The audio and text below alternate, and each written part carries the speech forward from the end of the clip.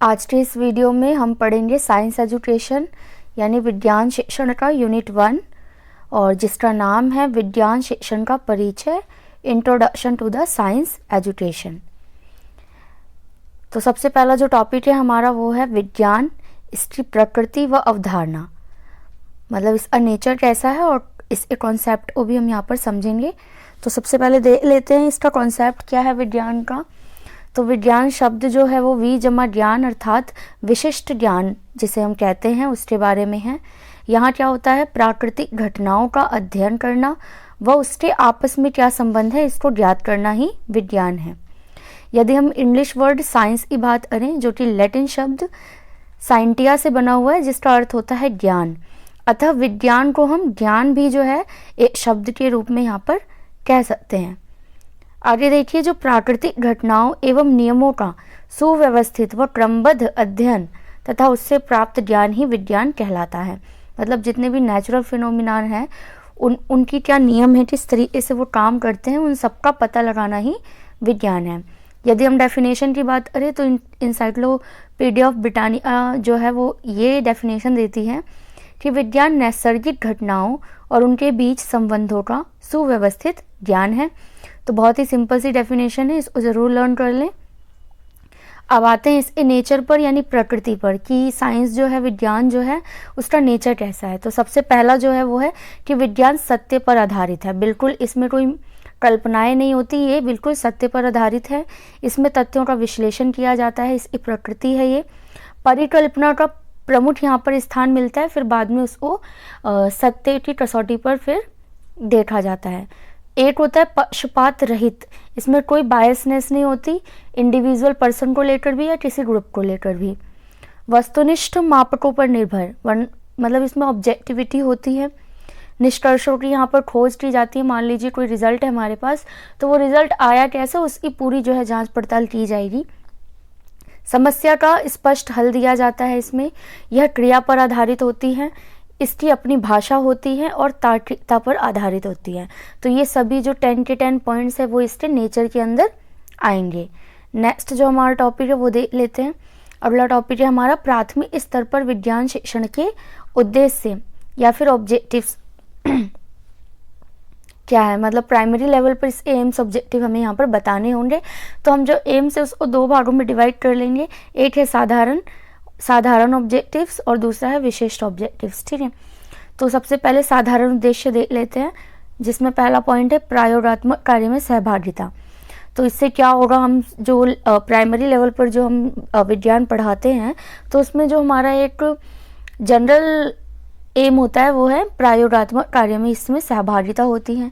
दूसरा वैज्ञानिक विधियों से परिचय होता है, टीचर भी और स्टूडेंट्स भी। फिर वैज्ञानिक तथ्यों की जानकारी मिलती है, प्रायोगिक अनुभव एक्सपीरियंस मिलता है, एक्सपेरिमेंट्स का और पर्यावरण का परिचय भी बच्चों को मिल जाता है। तो ये तो हुए जनरल ऑब्जेक्टिव्स। आगे हम बात करेंगे स्पेसिफिक ऑब्जेक्टिव्स की। तो यहाँ पर जो आएगा आपका पहला पॉइंट बौद्धिक उद्देश्य, यानी बच्चों की बुद्धि यहाँ पर वृद्धि होती है। सेकंड व्यवहारिक उद्देश्य, इसमें क्या होता है कि बच्चों के व्यवहार में जो आता है चेंजेस आने लगते हैं, विकास होता है। सामाजिक उद्देश्य, समाज के लिए कुछ अच्छा और सामाजिक विकास भी यहाँ पर जुड़ जाता है इससे। फिर सांस्कृतिक उद्देश्य में आप संस्कृति से रिलेटेड जितने विकास होंगे वैज्ञानिक क्षेत्र से वो लिखेंगे। फिर व्यावसायिक उद्देश्य होता है स्पेसिफिक जो इसका एम है एक। और फिर मनोवैज्ञानिक उद्देश्य, बच्चे की जो बौद्धिक और तार्किक क्षमता होती है उसमें भी चेंजेस और डेवलपमेंट यहाँ पर हो जाता है। नेक्स्ट जो टॉपिक है हमारा वो है वैज्ञानिक ज्ञान यानी कि साइंटिफिक नॉलेज। तो क्या होता है, ये वस्तुओं की तमाम जानकारी को हासिल करना और कार्य करने व सोचने की क्षमता, इसी को हम वैज्ञानिक ज्ञान कहते हैं। अब इसके अंदर आपके सिलेबस में जो पॉइंट वाइज तो कुछ टेक्निक्स दिए गए हैं उसको हम पढ़ लेंगे। तो पहली जो टेक्निक है वो डिडक्टिव रीजनिंग है यानी निगमनात्मक तर्क। तो क्या होता है, ये वर्ड आपने पहले भी सुना होगा, मैथ का जब हम सब्जेक्ट कर रहे थे तो वहाँ पर कहीं पर ये आए थे टेक्निक, जिसमें डिडक्टिव रीजनिंग तो नहीं, डिडक्टिव मेथड था, लेकिन ये उसी से कुछ लेता मतलब एकदम मिलता ही जुलता है। तो निगमनात्मक तर्क में क्या होता है कि ज्ञात कथनों के आधार पर, मतलब कोई कथन है या फिर कोई कॉन्सेप्ट है जो हमें ज्ञात है, किसी निष्कर्ष पर पहुंचना, उसके आधार पर हम कुछ रिजल्ट निकालते हैं। और यहाँ पर जो सबसे ज़्यादा ज़रूरी वो ये है कि पहले यहाँ पर नियम होता है, उसके बाद जो है हम यहाँ पर उदाहरणों को प्रस्तुत करते हैं। अब हम देख लेते हैं किस सीरीज से ये काम करता है। पहले आएगा नियम, फिर उसकी परिकल्पना की जाएगी, फिर उस पर ऑब्जर्वेशन होगी और लास्ट में क्या होगा, पुष्टिकरण। तो इस तरीके से जो हमारा डिडक्टिव रीजनिंग है वो काम करता है। नेक्स्ट जो टेक्निक है हमारी वो है इंडक्टिव रीजनिंग यानी आगमनात्मक तर्क। इसमें क्या होता है कि ज्ञात तथ्यों से अधिक व्यापक कथन निर्माण, कि कुछ तथ्य हमें ज्ञात होते हैं और उससे हम क्या करते हैं, व्यापक कथन निर्माण करते हैं, कोई सिद्धांत जो हम लेकर आते हैं। तो इसमें पहले उदाहरण होती है, फिर सिद्धांत या नियम होते हैं। तो इसकी सीरीज क्या बनेगी, पहले ऑब्जर्वेशन अवलोकन करेंगे, फिर प्रतिरूप, परिकल्पना और फिर नियम या सिद्धांत लास्ट में हम उसको दे देंगे। तो इस तरीके से जो इंडक्टिव रीजनिंग है वो काम करेगी। ये मैं बस थोड़ा थोड़ा ही इनको इंट्रोड्यूस कर रही हूँ। अगर एग्जाम में ये सेपरेटेड आते हैं 5 नंबर का क्वेश्चन अगर आ जाता है कि संक्षिप्त विवरण करें, तो आप इसको थोड़ा एक्सप्लेन करेंगे। बाकी अगर इन सबको मिला के आता है तो आप अगर इतना इतना भी लिखेंगे सारी टेक्निक्स में, तो फिर काम जो है वो बन जाएगा। नेक्स्ट जो है हमारा तथ्य यानी कि फैक्ट। तो फैक्ट क्या होते हैं कि जो शब्द फैक्ट है वो लैटिन भाषा फैक्टम से मिलकर बना है, जिसका अर्थ होता है किसी कार्य का होना या अ थिंग इज डन, मतलब जो काम हो चुका हो। तो तथ्य क्या होते हैं, मतलब जो काम हो चुका हो, जिसकी पुष्टि हो चुकी हो, इस तरीके से हम तथ्यों को मान सकते हैं। तो फैक्ट आपने पहले भी सुना होगा, जैसे कुछ भी तथ्य हो सकता है जो हम जानते हैं और जो सही है। तो अ थिंग इज डन मतलब वो ऑलरेडी जो है उसको माना जा चुका है या उस जो सिद्धांत है उसे माना जा चुका है। तो वैज्ञानिक सिद्धांतों को बनाना, तथ्य जो होगा एक वैज्ञानिक सिद्धांतों के आधार पर बन चुका होगा। प्रत्यक्ष अवलोकन यानी डायरेक्ट ऑब्जर्वेशन द्वारा तथ्यों का संकलन किया जाता है। ज्ञान के प्रति इसमें आत्मविश्वास होगा, मतलब जो भी ज्ञान है वो कॉन्फिडेंटली आप बोलेंगे। कोई फैक्ट जो है वो गलत नहीं हो सकता, क्योंकि वो ऑब्जेक्टिविटी में होता है, उसमें वस्तुनिष्ठता होती है, ऑब्जेक्टिविटी होती है, इसमें ज़्यादा आंकड़ों या फिर लोगों की सहमति से जो कोई तथ्य है वो बनता है। तो ये साइंटिफिक तथ्य जो होते हैं वो यहाँ पर आपके इस तरीके से आप डिफाइन करेंगे। अगली जो चीज़ है वो है संप्रत्यय यानी कि कॉन्सेप्ट, अवधारणा भी आप जो हिंदी में इसको बोल सकते हैं। इस एक डेफिनेशन एनसीईआरटी ने दी है, वो है ये कि सामान्यकृत विचारों और जानकारियों का वर्गीकरण की एक प्रणाली है संप्रत्यय। मतलब जो भी आपको सामान्यकृत विचार है, आपके पास जानकारी है, उसको क्लासीफाई करना ही कॉन्सेप्ट है। तो किसी भी शब्द के वास्तविक अर्थ को समझना, जैसे हमने अभी आगे बिल्कुल स्टार्टिंग में ही पढ़ा कि विज्ञान जो है, विज्ञान उसका कॉन्सेप्ट क्या है, हमने वो क्लियर किया। तो कुछ संप्रत्यय आसान होते हैं और कुछ कठिन भी हो सकते हैं। वो विचार जो वस्तुओं, घटनाओं, गुणों आदियों को प्रकट करती हैं। समानता व विभेदीकरण कर पाना, जब आप कॉन्सेप्ट समझ जाते हैं किसी भी टॉपिक का, तो आप उससे सिमिलर चीज़ें और उससे डिफ्रेंशिएट चीज़ों को आप समझ पाते हैं अच्छी तरीके से।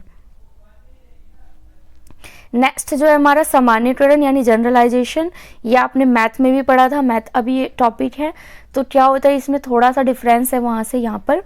किसी तथ्य को व्यापक या सार्वभौमिक स्तर पर अध्ययन करना, मतलब एक बड़े पैमाने पर जब आप उसको अध्ययन करते हैं किसी भी टॉपिक को, फैक्ट को, तो वो हो जाता है सामान्यीकृत।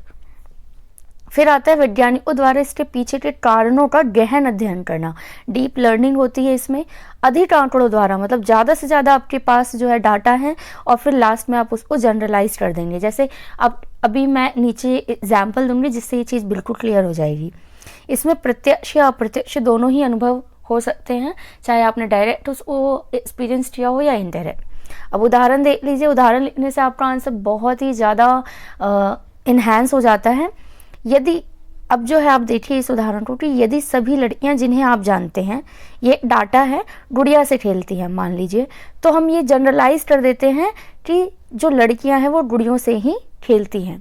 तो ये जनरलाइजेशन हो गया एक तरह से, ये एग्जाम्पल है इसका। नेक्स्ट टॉपिक जो हम देखेंगे, विज्ञान के नियम, साइंटिफिक लॉज। क्या होते हैं विज्ञान के नियम? तो ऐसे भौतिक नियम जो सार्वत्रिक यानी यूनिवर्सल हो, वो होते हैं विज्ञान के नियम। जो भौतिक जगत के अपरिवर्तनशील तथ्य हो, मतलब जिसे चेंज नहीं किया जा सकता, ऐसे नियम। नई खोज व ज्ञान द्वारा परिवर्तनशील मतलब अगर कुछ नया खोज हो गया विज्ञान के ही क्षेत्र में तो फिर पुराना वाला नियम जो होगा वो खारिज हो सकता है। कि ये क्या होता है, किसी भी सिद्धांत में कई नियम हो सकते हैं। मान लीजिए कोई भी थ्योरी है जो साइंस में दी गई हो, आपने कई थ्योरीज पढ़ी भी होंगी, तो उसके अंदर कई नियम हो सकते हैं। जैसे थॉर्नडाइक की तो एक थ्योरी है, उसके अंदर उन्होंने 2-3 नियम दिए हुए हैं, तो इस तरीके से हो सकता है। उदाहरण के लिए न्यूटन का नियम या फिर ऊर्जा संरक्षण का भी नियम यहाँ पर हम ले सकते हैं। नेक्स्ट जो हम देखेंगे वो है विज्ञान के सिद्धांत यानी साइंटिफिक थ्योरी। तो अब सिद्धांत क्या होते हैं, नियमों द्वारा सुझाई गई संरचना, यानी कई नियम 2-3 नियमों को जोड़कर हमने थ्योरी जो है वो बना दी। फिर वैज्ञानिक रूप से ये सुझाया जाता है। इसमें क्या होता है, सावधानी पूर्वक अवलोकन ऑब्जर्वेशन होता है, उसके बाद व्यवस्थित व्याख्यात्मक नियमों को संग्रह किया जाता है। ब्रह्मांड में प्रत्येक वस्तु किस प्रकार कार्य करती है समझने की तर्क संगत व प्रणाली अनुसार जो है वो खोज जब हम कहते हैं तो वो साइंटिफिक थ्योरी जो है बन जाती है। अब आप देखेंगे आगे कि प्राकृतिक घटना क्रिया की व्याख्या, जितनी भी नेचुरल चीज़ें हो रही हैं, घटनाएं घट रही हैं, उसकी एक क्रिया यानी किस तरीके से घट रही हैं, उसके पीछे का रीज़न क्या है, वो जानने के बाद एक तरह से थ्योरी का निर्माण कर देना, ये आप कह सकते हैं कि वैज्ञानिक सिद्धांत हैं। जैसे कि मैंने बताया था आपको ट्रायल एंड एरर थ्योरी है थॉर्नडाइक की, तो ये सिद्धांत है और इसके अंदर कई नियम भी हो सकते हैं जैसा कि उन्होंने दिया था। ये साइकोलॉजी में आप पढ़ चुके हैं पहले ही। अब जो हम नेक्स्ट टॉपिक देखेंगे यह है वैज्ञानिक दृष्टिकोण का प्राथमिक स्तर पर बच्चों में विकास, यानी प्राइमरी लेवल पर आप जो साइंटिफिक एक अप्रोच है वो कैसे बच्चों के अंदर लाएंगे या एटीट्यूड जो है वो कैसे ले आएंगे बच्चों के अंदर। और सबसे पहले हम देख लेंगे क्यों ज़रूरी है ये, फिर हम देखेंगे कि ये कैसे लाएंगे। तो क्यों ज़रूरी है भाई, सबसे पहली चीज़ कि तथ्यों के प्रति वो आत्मविश्वास हो, तर्क आधारित वो न्याय कर सकें, आंकड़ों के अभाव में स्थगन, कि अगर कोई डाटा नहीं है तो फिर हम निर्णय ना लें। फिर व्यवहार में वस्तुनिष्ठता आएगी, ऑब्जेक्टिविटी आएगी, अंधविश्वास से उनको मुक्ति मिलेगी और मानव कल्याण में सहायता ये मिलेगी यदि वो वैज्ञानिक दृष्टिकोण रखेंगे। तो ये तो क्यों था, क्यों ज़रूरी है, महत्वपूर्ण क्यों है, ये भी कह सकते हैं। फिर कैसे करेंगे एज अ टीचर, तो पहला नियोजित अभ्यास करवाना है, अवलोकन पर बल, ऑब्जर्वेशन करवानी है, आंकड़ों का अध्ययन यानी डाटा को कैसे एनालाइज किया जाए, गहन विषय का अध्ययन, स्व उदाहरण प्रयोग यानी खुद उदाहरण देकर उनको बताएं, दैनिक जीवन से हम जोड़ेंगे विज्ञान को, फिर बौद्धिक प्रश्नों को हम प्रोत्साहन देंगे। इस तरीके से क्या होगा, क्लास में प्राइमरी लेवल पर वैज्ञानिक दृष्टिकोण को बढ़ावा दिया जा सकता है। नेक्स्ट चलेंगे, हमारा लास्ट टॉपिक है विज्ञान और सामाजिक अंतराफलक, यानी इन दोनों के बीच संबंध क्या है, साइंस एंड सोशिएटल इंटरफेस। तो सबसे पहला है विज्ञान द्वारा समाज को संस्थागत तरीके से चलाए जाने के उपागम सुझाए जाते हैं, यानी विज्ञान में जैसे नियम होते हैं उसी तरीके से समाज को भी हम चलाने के लिए कुछ नियमों का निर्धारण कर सकते हैं। सेकेंडली है कि वैज्ञानिक प्रौद्योगिकी द्वारा सामाजिक कल्याण होता है, कि विज्ञान में जितने भी आविष्कार वगैरह हो रहे हैं या विकास हो रहा है प्रौद्योगिकी में, उससे समाज का भी तो कल्याण हो रहा है एक तरह से। फिर हम देखेंगे वैज्ञानिक आविष्कारों से सामाजिक विकास, ये वही बात है। नेक्स्ट जो है हमारा संप्रेषण का विकास, कम्युनिकेशन जो बढ़ रही है, ये भी तो वैज्ञानिक कह सकते हैं कि सहयोग है समाज के अंदर। फिर वैश्वीकरण में ये सहायक है, आप इंटरनेट एग्जाम्पल ले सकते हैं। रूढ़ियों की समाप्ति में भी वैज्ञानिक दृष्टिकोण सहायक होता है, जीवन की गुणवत्ता बढ़ाने में मेडिसिन वगैरह आ गई हैं और लोग अब जीवन को और मानव जीवन को ज़्यादा बेहतर तरीके से जानते हैं, प्रॉब्लम्स के सोल्यूशन को निकालने में भी आज मानव जो है वो सक्षम है। ज्ञान के स्तर में वृद्धि होती है, दवाइयाँ व अन्य आवश्यक चीज़ें जो है समाज को सप्लाई की जा सकती हैं और सामाजिक संबंधों की स्थापना भी एक वैज्ञानिक दृष्टिकोण के आधार पर किया जा सकता है। तो ये सारे जो इसके पॉइंट्स हो सकते हैं, पूरे 10 मैंने यहाँ करा दिए हैं। आप पेपर में अकॉर्डिंग टू मार्क्स जाएंगे, अगर 5 नंबर का तो आप 5 पॉइंट लिखें, 10 नंबर का है तो आप 10 पॉइंट लिखें। बहुत ही इंपॉर्टेंट है ये वाला टॉपिक, आने की बहुत ही संभावनाएं हैं। और सेकेंड ईयर के एग्ज़ाम होने से पहले मैं सेकेंड ईयर के क्वेश्चंस पेपर भी यहाँ पर रिलीज़ करने की पूरी कोशिश करूँगी। तो ये यूनिट 1 था साइंस एजुकेशन का। आई होप कि आपको समझ में आ गया होगा।